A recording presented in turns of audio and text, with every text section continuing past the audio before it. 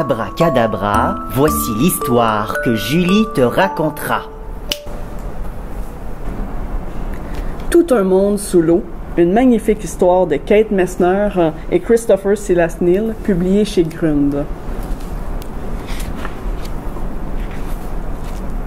Sur l'eau, nous glissons et éclaboussons à travers les nénuphars, nos faufilant entre les roseaux.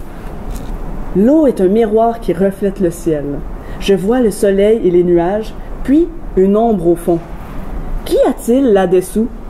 Sous l'étang? Demande maman. Sous l'étang, il y a tout un monde de petits poissons et d'écrevisses, de tortues et de grenouilles. Nous passons au-dessus d'eux en ramant. Sur l'étang, nous frôlons d'immenses joncs. Des tourniquets tournoient à la surface, comme des patineurs en plein été. Sous l'étang, de petits poissons filent à travers une forêt d'herbes ondulantes. Une truite rôde, prête à attaquer. Sur l'étang, nous activons les rames, poussant pour dépasser une rangée de tortues peintes sur un tronc détrempé. 1, 2, 3, elles sautent et disparaissent. Plouf! Glou glou! Sous l'étang. Sur l'étang, les roseaux bruissent et froufroutent sous le vent. Écoute. Cui, cui, cui! Des carouges à épaulettes passent à toute vitesse. L'une d'elles tient de l'herbe pour son nid. Sous l'étang, la larve de trichoptère se construit aussi une maison, un abri secret de sable et de gravillons. Sur l'étang, les ombres des arbres s'étirent depuis le bord. Nous glissons sous une branche basse. Un élan lève les yeux.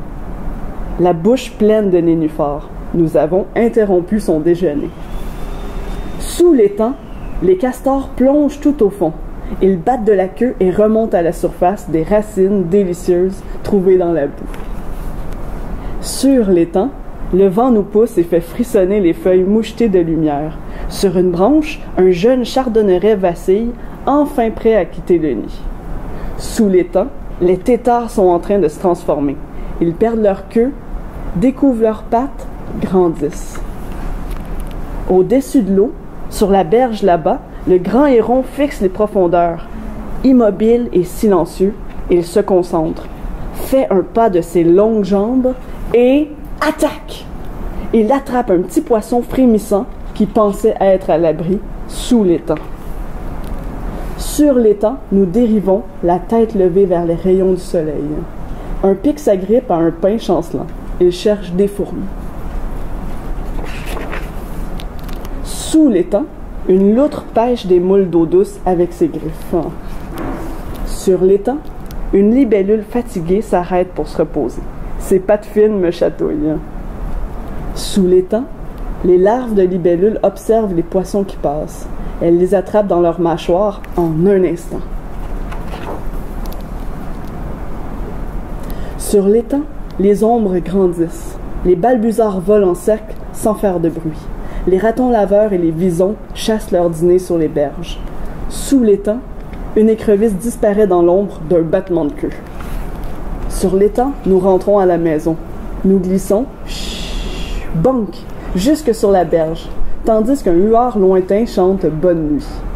Le ciel passe de bleu à gris. La nuit s'installe sur l'étang, sur les poissons-chats qui rôdent et les tortues endormies, sur les écrevisses craintives et les têtards devenus grands, sur les hérons immobiles et les ratons laveurs, et sur le monde mystérieux au fond de l'étang. Bonne nuit.